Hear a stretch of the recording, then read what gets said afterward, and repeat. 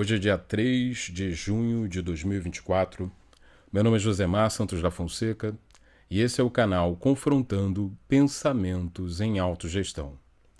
Então, galera, eu estou fazendo esse vídeo aqui porque no último vídeo eu toquei numa questão e eu não desenvolvi, né? O vídeo é feito no freestyle, então tem alguns temas que a gente acaba passando mais rápido e abrindo margem, talvez, para uma interpretação enviesada acerca daquilo que a gente defende, né? E é exatamente em razão disso que eu quero propor uma reflexão mais pormenorizada sobre o que eu compreendo ser a razão do refluxo que vem acontecendo na contemporaneidade na categoria profissional que eu participo. Eu sou professor de filosofia no estado do Rio de Janeiro, né? E participo do movimento sindical do CEP-RJ. E nos vídeos eu tenho abordado como é que eu tenho analisado criticamente os processos que vêm acontecendo no interior da categoria, mais especificamente aquilo que acontece nas disputas políticas, nas assembleias e fóruns dos movimentos sociais que eu tenho participado, né? Mais especificamente no caso do movimento sindical. E, obviamente, que o espaço do movimento sindical é marcado por disputas que fazem parte das linhas políticas de cada organização.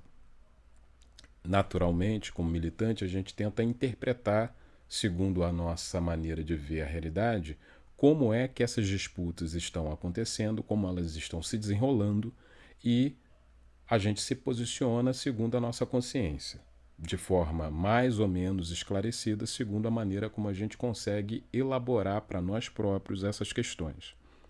Logo, como eu sou um militante que ainda sou novo no movimento sindical, a minha leitura sobre esse fenômeno ainda está se assentando. E é previsível que, na medida em que eu divulgo as minhas ideias, pessoas que estão, de alguma maneira, identificadas ou não com alguns posicionamentos que eu tenho apresentado, apresentam ponderações, o que é ótimo, porque permite que haja um repensamento acerca daquilo que eu chamo de conclusão provisória. No entanto, é sempre importante deixar explícito qual é a leitura que eu estou defendendo e com base no que eu chego às conclusões provisórias que eu chego. Para que, dessa maneira, eventualmente, caso aconteça algum diálogo presencial com algum militante que queira compartilhar suas reflexões e pensar criticamente as questões que eu estou propondo nas minhas análises, saiba exatamente da onde é que eu estou me posicionando para que dessa forma a pessoa também possa chegar às suas conclusões, seja elas quais forem, independente de ter consenso ou não com aquilo que eu estou propondo de análise. Nesse sentido, eu acho que é central eu desenvolver melhor alguns pontos que eu só passei rapidamente, muito rapidamente, no último vídeo, né? Como eu falei no último vídeo, que foi apresentado, salvo erro, no dia 29 de maio de 2024, e eu estou fazendo questão de frisar as datas porque eu julgo isso muito importante numa perspectiva crítica, que a gente historicize as análises que a gente está apresentando, até para que a gente possa futuramente fazer os balanços críticos daquilo que foi coerente, daquilo que não foi coerente, de como é que a gente interpretou certo fenômeno numa certa conjuntura e como é que isso foi se desenrolando no devir histórico concreto. Então, nesse sentido, eu tenho feito um esforço muito grande para deixar explícito os temas que eu estou apresentando e o contexto sócio-histórico no qual eu estou abordando essas problemáticas. Então, eu faço questão de frisar que eu entrei na rede estadual em 2018, que eu comecei a participar de maneira mais efetiva das assembleias da categoria nos idos de 2019, teve a pandemia, obviamente, durante o contexto da pandemia, essa minha participação se tornou virtual quando acontecia, né? E após o processo pandêmico, já na medida em que a categoria começou a retomar o espaço presencial de debate e de decisão, eu comecei a acompanhar, dentro das minhas possibilidades, como é que isso foi se desenrolando até o presente. E é com base nisso que eu estou fazendo os meus apontamentos porque me interessa compartilhar essas ideias para verificar como é que outras pessoas que também estão engajadas vão pensar a partir de algumas propostas que eu estou sugerindo. E aí eu estou identificando a importância de colocar a data para pensar criticamente esse devir. Só que tem um fator que é importante de eu destacar, né? Que fator é esse? Apesar de eu ser um militante que comecei a atuar politicamente no CEP, como eu disse, a partir de 2019, enquanto militante de esquerda, eu atuo nos movimentos sociais desde 1995. Né? Se tudo correr bem, eu faço nesse mês 47 anos de idade. Então, eu já tenho um acúmulo pregresso antes de eu me tornar um professor na rede estadual do Rio de Janeiro. Né? E, obviamente, que essa experiência pregressa faz com que eu tenha uma base sócio-histórica como referência para pensar a minha inserção nos movimentos que eu estou interagindo no presente. E por que eu faço questão de frisar essa data do ano de 1995, que é quando eu inicio a minha militância? Porque os setores que atuam no movimento, obviamente que surgiram novos setores desde então, né? Mas muitos setores já existiam desde aquele contexto sócio-histórico. Né? Então eu conheço mais ou menos o modus operandi desses setores. E aí eu estou falando de todos os segmentos que estão engajados nas esquerdas, pelo menos no Rio de Janeiro, sobretudo, né? Porque estou tentando pegar um aspecto local, não estou aqui abordando questões de outros estados, ainda que obviamente eu procuro me manter informado de como é que está o movimento a nível nacional. E dentro dessa discussão das esquerdas, os grupos, independente do paradigma a qual cada militante se orienta, eu entendo que todas as forças políticas, de todas as matrizes, inclusive da matriz que eu estou mais identificado, que é o campo heterogêneo, é importante dizer, do anarquismo, e não só do anarquismo, do campo que tem a ação direta e a autogestão das lutas como referência, esse campo tem muitas posições com as quais eu tenho desacordo do ponto de vista da prática política efetiva. Às vezes a gente pode ter muito consenso do ponto de vista de algumas ideias gerais, mas do ponto de vista daquilo que é a praxis, ou seja, a maneira pela qual cada militante age no real, há uma discrepância. E talvez isso ajude a pavimentar a reflexão que eu vou sugerir nesse vídeo. Por quê? Primeiro, eu estava fazendo referência no vídeo passado à questão do refluxo que eu identifico na categoria na contemporaneidade. Era isso que eu estava frisando. E nessa passagem eu fiz referência às críticas que daí derivam, ou seja, por haver um refluxo, obviamente que há uma reflexão das razões pelas quais esse refluxo se impõe. Existe, obviamente, uma situação no CEP. Né? As forças políticas, que não é só uma força, algumas forças têm maior poder de decisão porque conseguem mobilizar para as suas posições políticas um percentual maior de votantes. Então, ela controla o sindicato, a máquina burocrata do sindicato, a máquina burocrática do sindicato. Essas forças, naturalmente, têm uma responsabilidade com relação à questão do refluxo. Só que me parece muito fácil se a gente identificar que o refluxo é só decorrente de uma suposta não atividade da direção do sindicato. Né? É nisso que talvez haja realmente uma avaliação distinta. E por isso eu quero enfatizar melhor essa questão, para que fique explícito de onde é que eu estou partindo. Por isso que eu fiz questão de falar anteriormente que, a meu ver, todas as forças políticas de esquerda têm contradições. Aí agora eu estou usando o termo contradição no sentido rigoroso. Né? A contradição é imanente ao ser. Não existe nenhum ser que não seja atravessado por contradição. Contradição é qualquer mudança no ser, seja ela quantitativa, seja ela qualitativa, seja de que natureza for. Tudo que está em mudança está em contradição. A contradição é imanente. Contradição é, a um só tempo, você afirmar, negar e negar-se novamente, numa perspectiva dialética, aquilo que é a forma de ser. Nós somos seres atravessados de contradições na minha interpretação. Né? Eu parto desse pressuposto, que é um pressuposto hegeliano que o Marx incorporou na maneira como ele procura compreender o fenômeno na sociedade capitalista. Se essa minha maneira de pensar, que obviamente não é um dogma, qualquer pessoa pode aqui apresentar um contraponto e justificar esse contraponto, eu estou aqui aberto a qualquer posição dissonante da minha, diferente da minha, porque a minha formação me permite repensar sempre aquilo que eu tenho como referência. Eu não tenho como referência o dogma, eu sou um professor de filosofia.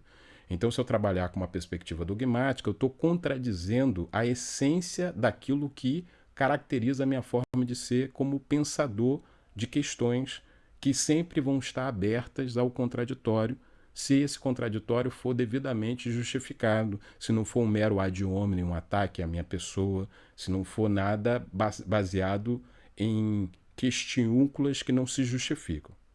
Nesse sentido, eu parto sempre da premissa de que todos nós trazemos contradições, né? O nosso ser é dividido. Nós não somos só orientados por uma posição específica. Eu, inclusive, fiz referência a isso no outro vídeo, quando eu comentei que o meu afastamento durante 2 assembleias também decorreu, fundamentalmente, de uma reflexão que eu me autocoloquei.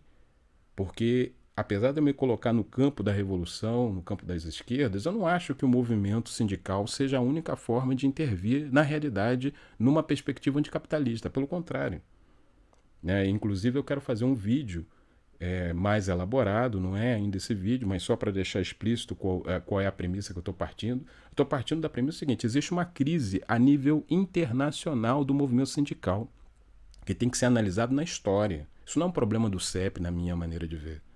O movimento sindical, a nível global, deixou de vertebrar muito dos processos de luta que acontecem quando tendem a acontecer episodicamente a nível internacional. E tem uma série de intelectuais que têm procurado analisar esse fenômeno, entender por que ocorre na contemporaneidade uma série de lutas que não passam pela forma sindical, que questionam inclusive a forma sindical, assim como questionam a forma partido. As duas formas estão em crise na minha maneira de ver. E tem várias maneiras de interpretar esse fenômeno. Eu não vou abordar isso aqui nesse momento, porque a gente teria que ter um tempo específico para poder qualificar melhor a análise desse tipo de fenômeno. Mas, para a gente poder focar um pouco especificamente nessa questão do refluxo e nas razões do refluxo na questão estrita do movimento sindical do CEP-RJ, eu compreendo que todas as forças políticas, em maior ou menor proporção, têm responsabilidade, porque todas as forças políticas trazem suas incoerências, as suas contradições imanentes, em maior ou menor proporção.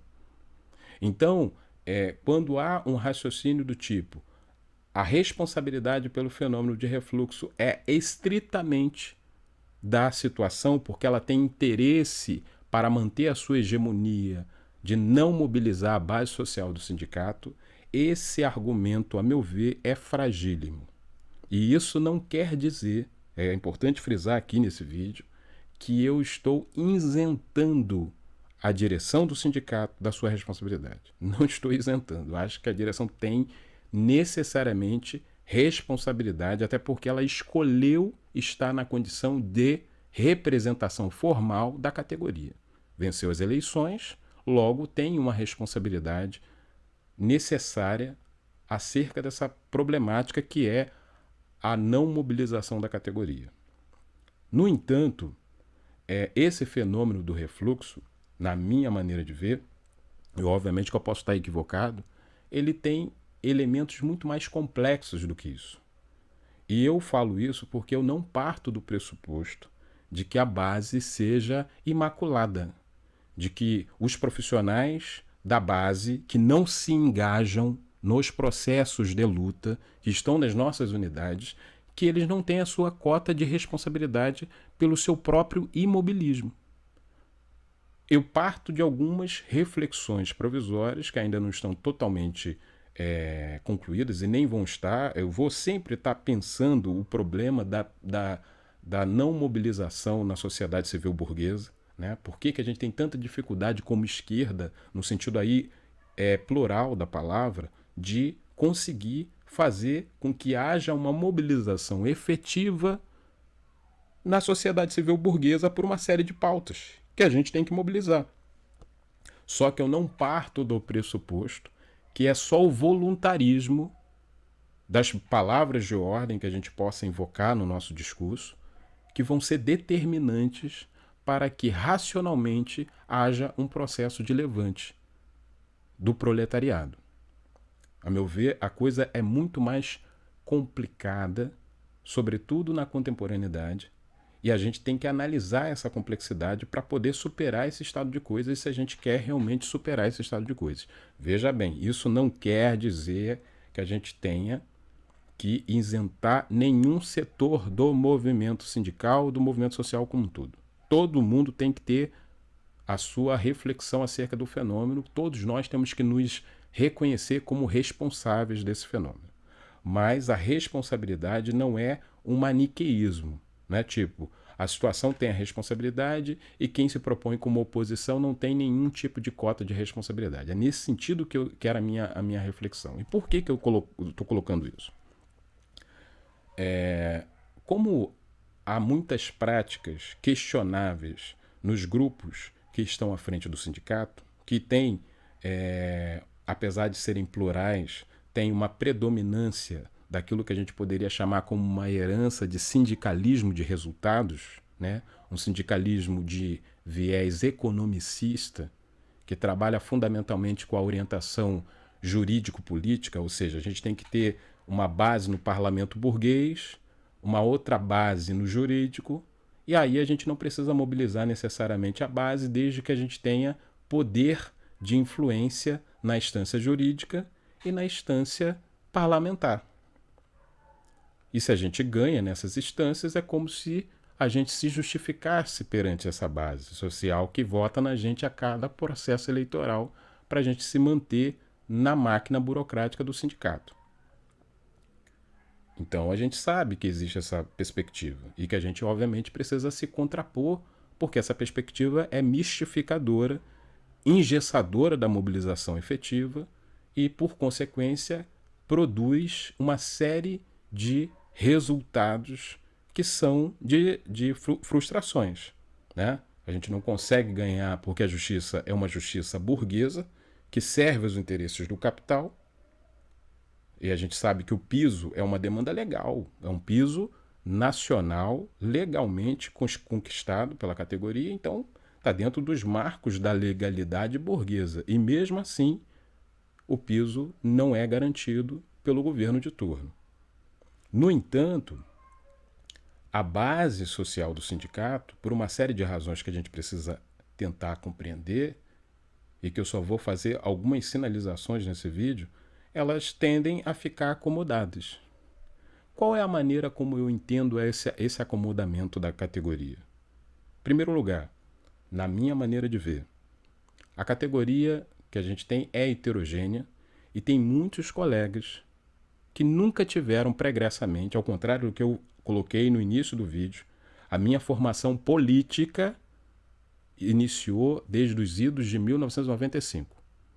Muitos colegas não participaram de nenhuma organização em nenhum nível antes de entrar para o magistério, antes de se tornar um servidor público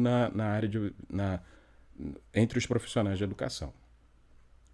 Na minha maneira de ver, isso se reflete no não engajamento desses colegas, por vezes, nos processos de luta. Ou seja, se esses colegas não se mobilizaram, aliás, se esses colegas não se engajaram em nenhum processo de luta quando eles eram do movimento, quando eles eram os estudantes, seja no nível secundário ou na universidade, quando eles se tornam profissionais, dificilmente eles se reconhecem como parte de uma categoria que precisa se organizar para lutar pelos seus direitos. os mais básicos aos mais complexos. Por exemplo, eu citei no último vídeo a questão da polícia. Essa questão é totalmente irrelevante para quem está no nível de consciência do economicismo, que infelizmente é o que é predominante na nossa categoria na base. Por que a última greve teve um processo de levante quando aconteceu, na minha maneira de ver? A greve estava indecidida até abril de 2023. Eu me recordo de uma assembleia na ABI, uma assembleia dividida, onde foi apresentado a proposta de se entrar em greve naquele contexto, uma greve que estourou em maio, e que não passou a posição de greve, e a argumentação, inclusive, de um dos militantes da direção do sindicato era que a base não estava convencida da importância de se entrar num processo de luta, que a direção não podia ignorar o fato de que, infelizmente, a base não estava mobilizada suficiente naquele contexto, naquela conjuntura, para entrar em greve. Eu estava nessa assembleia, eu me lembro que eu votei na proposta pró-greve, mas com muitas interrogações na cabeça, porque eu pensei da seguinte forma na época, e essa reflexão me permeia a minha consciência até o presente. Salvo erro, naquela assembleia tinha em torno de um pouco mais de 300 militantes. Não chegava, acho que, a 400 militantes. Eu posso estar equivocado, né? Inclusive, isso é um tema que eu quero fazer um balanço específico da greve. De como é que ela se desenhou e como é que ela se desenrolou. Mas, já antecipando algumas questões, eu me recordo que, naquele momento, na Assembleia, havia essas duas posições, uma posição de se tirar a greve já nessa Assembleia, que estava com menos de 400 colegas presentes, e havia uma posição de não se tirar a greve ali, e as defesas eram nessa direção. A defesa da direção do sindicato era de que não tinha condições de se tirar uma posição pró-greve, não pelas razões. As razões eles não questionavam, eles questionavam a base de sustentação de uma greve, dado o percentual de profissionais mobilizados naquela conjuntura. E o grupo que falava a favor da greve, entre outras questões que tentava justificar, houve uma fala que tentava responsabilizar a direção pelo processo de pouca mobilização, e havia uma posição que dizia que no processo as coisas se redeterminariam. E eu pensava da seguinte maneira: quando você faz uma greve, que é um dos momentos centrais do conflito capital-trabalho, você tem que saber que você está chamando, literalmente, para as vias de fato, para a briga, o governo ou o representante do capital, ou capitalista, no caso da iniciativa privada. E é nesse momento que você tem que ter real mobilização da categoria, seja ela qual categoria for, porque quando você chama para esse confronto, naturalmente é a correlação de forças que vai determinar o que vai ou não acontecer, independente do que seja, do que venha a acontecer. Não é meramente um debate racional de teses, não, é um momento onde quem tem maior poder efetivo vai conseguir fazer com que o outro segmento, que é o inimigo de classe, recue da sua posição ou seja derrotado literalmente. Aí entra uma questão que é muito interessante. Naquele momento, a gente não tinha essa força. Era um fato. Do ponto de vista da categoria, não existia essa força. E havia avaliações. A responsabilidade da direção. É a direção que não mobiliza. E por que saiu a greve? Por que a greve estourou em maio? Porque o movimento entendeu, naquele contexto, que o Cláudio Castro foi o principal ateador do fogo. O que faltava? O Cláudio Castro começou a atacar o plano de carreira da categoria, para tentar, inclusive, dividir a categoria. Veja bem, eu estou falando aqui rápido, de lembrança, porque eu quero fazer um vídeo específico, pegar o meu material para reestudar esse tema, porque eu acho que é muito importante a gente fazer esse balanço de maneira muito rigorosa e séria. Porque as pessoas que foram para a greve foram porque entenderam que o governo estava, além de não concedendo o direito mais do que legítimo do piso, ele estava fazendo um ataque a um direito garantido. E que, portanto, o movimento tinha que se levantar em repúdio contra esse governo que estava, além de não pagar o piso, atacando a categoria. E por isso que há uma mudança de qualidade entre abril e junho. Não é o mero voluntarismo das forças que queriam a greve em abril. Não foi isso que foi determinante. Foi um fator objetivo que alterou a realidade. Logo, o que eu estou sugerindo nesse vídeo é que a gente repense algumas questões que me parecem sempre estar presentes nos discursos das forças que querem se colocar em oposição. Existem várias formas de se colocar em oposição. Existe uma oposição que ela é oposição porque ela supostamente encarna todas as qualidades que a situação não tem. Então essa é a oposição perfeita, sem nenhum nível de contradição interna, ela já está constituída com todos os elementos que a credenciam para ser a oposição. E, obviamente, que ela precisa desenhar a situação com tudo aquilo que supostamente ela tem, só que ao contrário. Se ela é qualificada, é porque necessariamente a situação é desqualificada. Esse tipo de debate maniqueísta eu não participo. Não participo por quê? Em primeiro lugar, na minha interpretação, como eu falei antes, a gente tem uma base no movimento sindical, no caso, na categoria dos profissionais de educação, que por uma série de razões, por vezes, ela não se reconhece como parte da classe trabalhadora.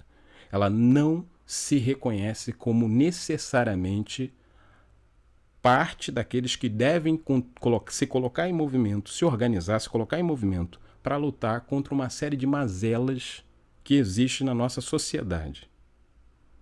A gente precisa, obviamente, tentar entender esse fenômeno e tentar mobilizar essa base.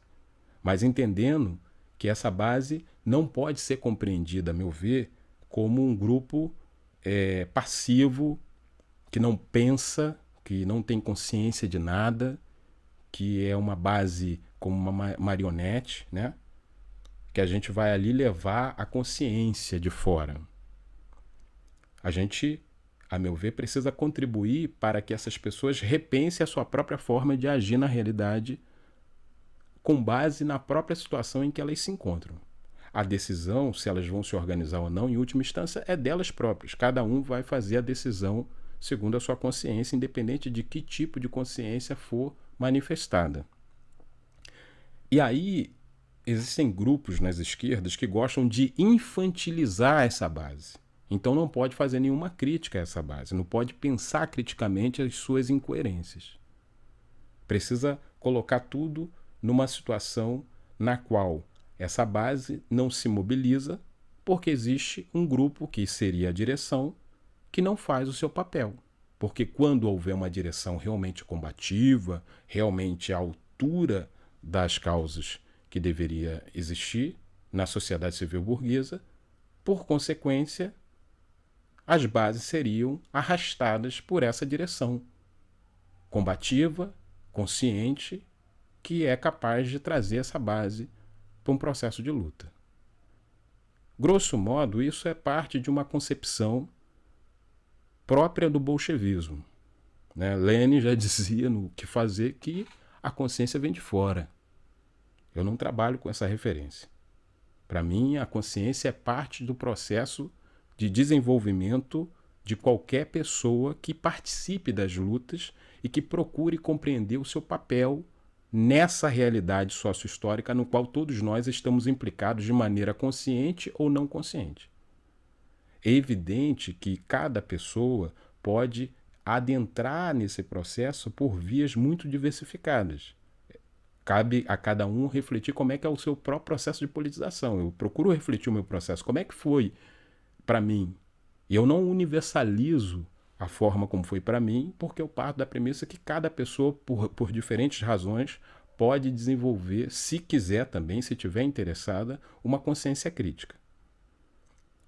Então, a meu ver, as pessoas que não estão mobilizadas na categoria têm as suas razões. A gente pode concordar ou discordar dessas razões, mas a gente tem que levar essas razões em consideração.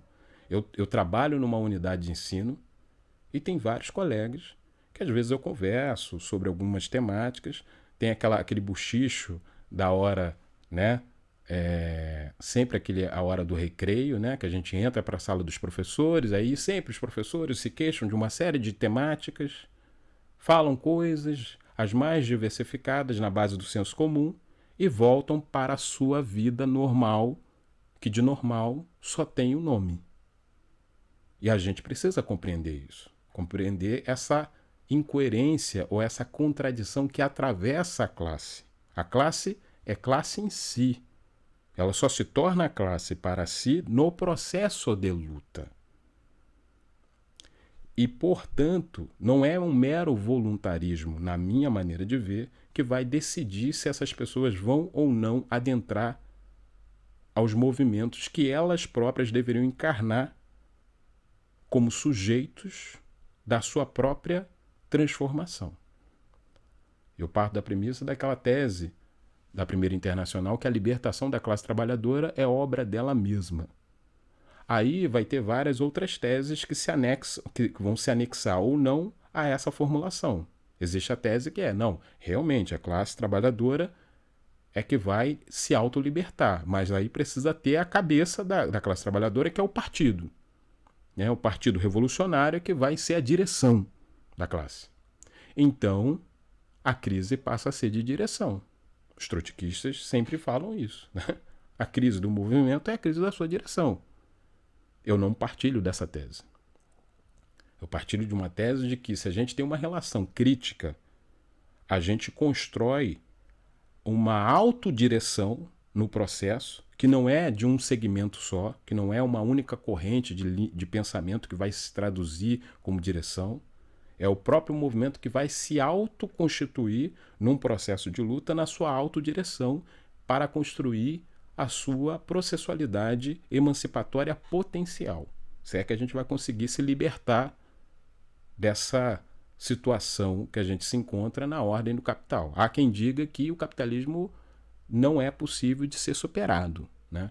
Aí você pergunta, vem cá, você acredita que o planeta vai deixar de existir em algum momento? Ah, sim, o planeta vai deixar de existir, mas o capitalismo é eterno, né? Tem essas teses irracionalistas que já deu até, de certa maneira, título ao livro do Mark Fisher, né? Mark Fisher, né? Mas a questão central, para a gente não fugir muito, é essa. Como é que a gente entende essa situação no seio da categoria? Então, a meu ver, um dos elementos que ajuda a entender o fenômeno do refluxo é porque é uma categoria que, quando se mobiliza, por vezes se mobiliza por pautas muito pragmáticas, como a questão salarial, quando isso ainda serve de mobilização, como foi, a meu ver, um dos elementos detonadores da greve de 2023. O ataque ao plano de carreira. E é importante que se diga, aquela greve teve uma série de situações incoerentes. Né? Eu, por exemplo, fazia GLP. E naquele momento eu percebi o seguinte, se eu entrar em greve, eu perco as minhas GLPs. E se eu perco a minha GLP, eu vou ficar numa situação muito precária, como é a de qualquer pessoa que só vive com o seu salário, sobretudo no caso de uma pessoa que era 16 horas no contexto da greve, que era o meu caso. E aí o que aconteceu? Muitas pessoas que já tinham participado de outros processos de greve chegaram e colocaram para mim o seguinte, olha, você pode fazer a seguinte situação.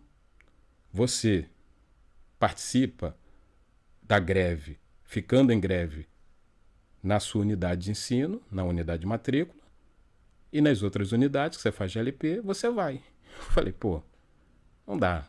Greve é greve. Greve é greve. Ou você está em greve ou você não está em greve. Mas a situação era de tal nível de incoerência na nossa processualidade da luta que eu vi que os debates acontecem nas redes sociais, né? nos WhatsApp da vida, o debate acontece ali, não dá para ignorar esse debate. E muitas pessoas diziam exatamente o seguinte: não, ó, a gente vai manter a greve, mas vamos, né, fazendo essa política errática. Isso para não comentar os casos de colegas, vários colegas, que inclusive depois eles voltaram com um roupante de que tinham participado da greve, tinham construído a greve, mas na verdade eram colegas que, durante a greve, isso aconteceu na minha unidade, não participaram de nenhuma manifestação.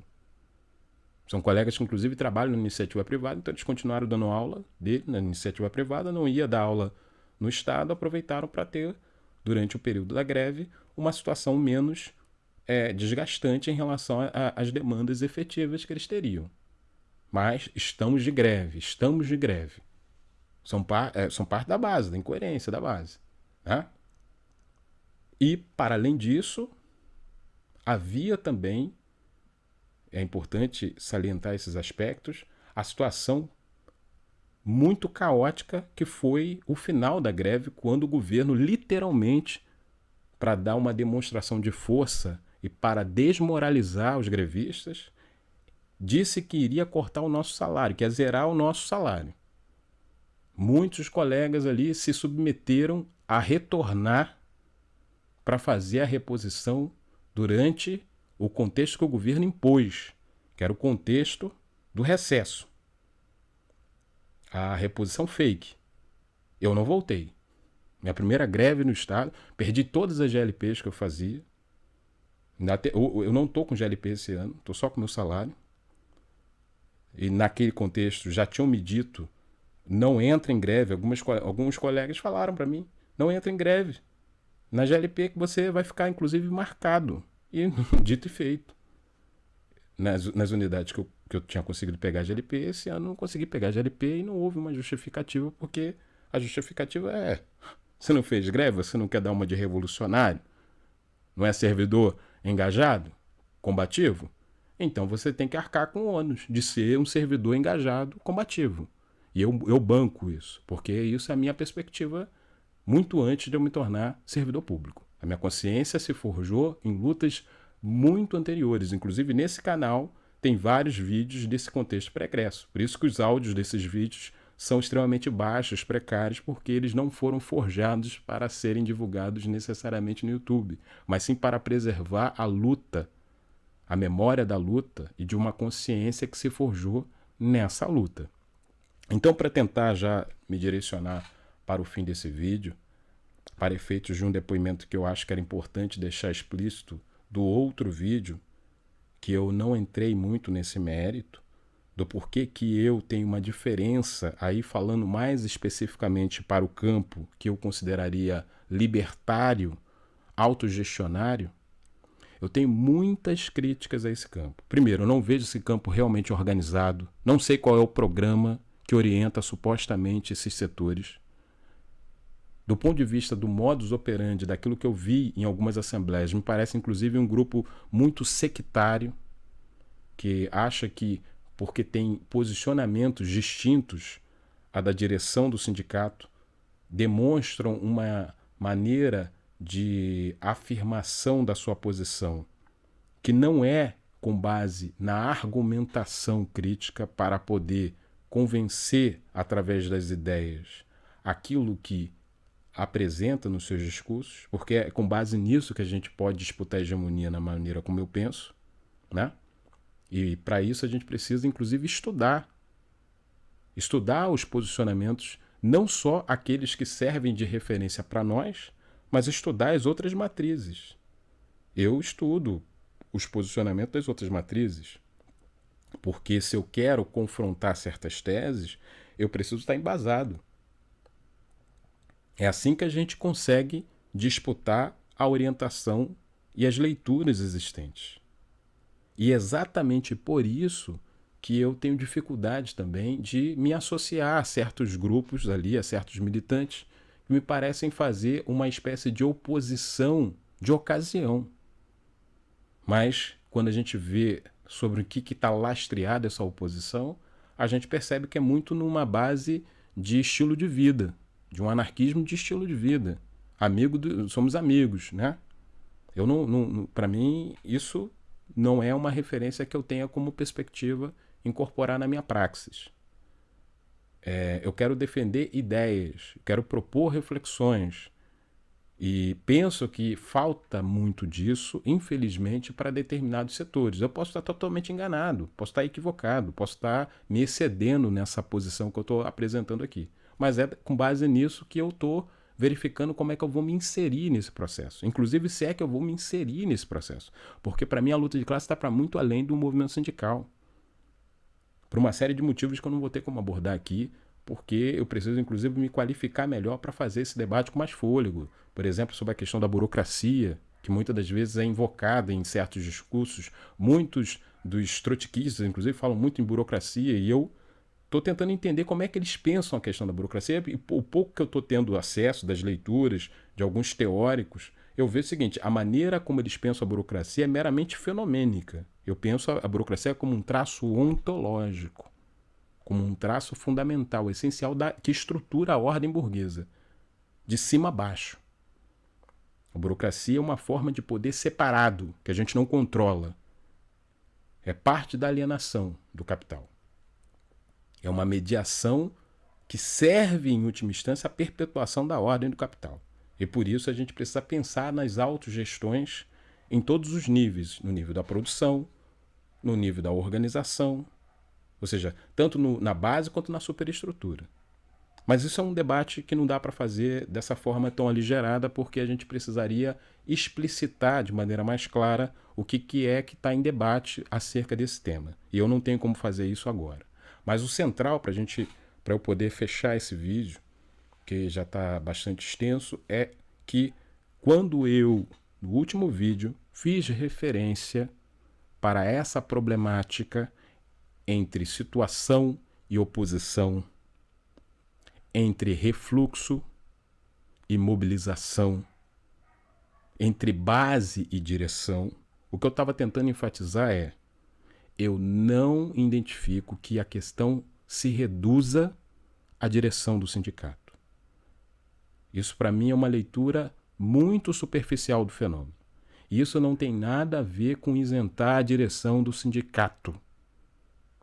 A meu ver, o refluxo está para muito além da questão da nossa categoria profissional. O refluxo é geral, é generalizado. E cabe a gente pensar formas de mobilizar os segmentos historicamente explorados, oprimidos e dominados contra a ordem do capital.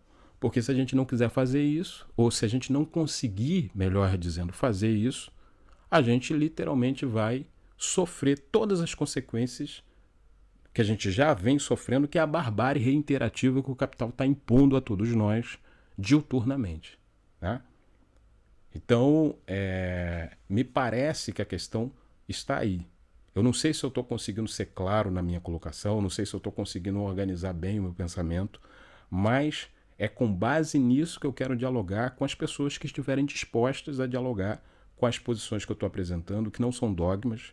Eu posso estar totalmente equivocado, mas eu parto desses equívocos para poder construir os meus raciocínios, se é que eles são equívocos. E aí, obviamente, eu tenho convicções que não são convicções dogmáticas, pétreas, mas que vão servir de parâmetro para que eu possa conversar com as pessoas que quiserem conversar comigo e propor outras reflexões.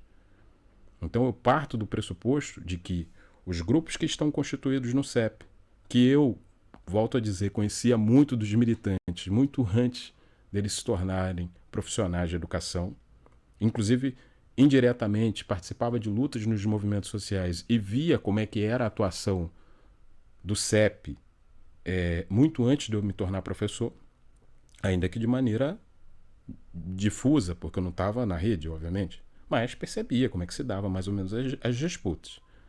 E percebo que nas esquerdas, por vezes, a forma como é apresentado as diferenças não deixa explícito as questões centrais, como, por exemplo, uma relação de infantilização com a base social. Eu não tenho esse tipo de relação. Me recuso a tratar colegas de base como se fossem crianças que eu estou ali para convertê-los.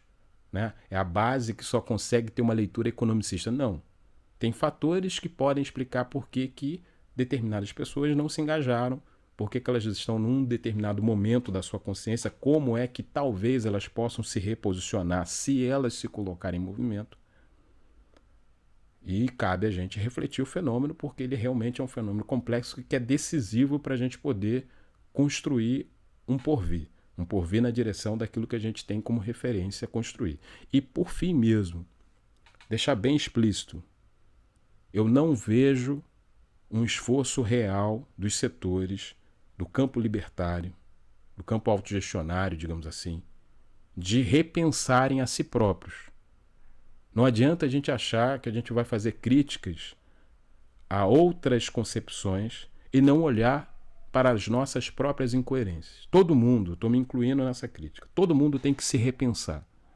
Não tem nenhum setor que não tenha ambiguidades, que não tenha contradições e que, portanto, se a gente não conseguir refletir essas questões, dificilmente a gente vai conseguir superar o atual estado de coisas que a gente precisa superar para a gente poder construir uma realidade que esteja à altura dos nossos sonhos, daquilo que a gente tem como referência a atingir, em oposição radical à ordem do capital. Em linhas gerais, era isso que eu queria compartilhar nesse vídeo. E até breve, até o próximo vídeo, quando for possível.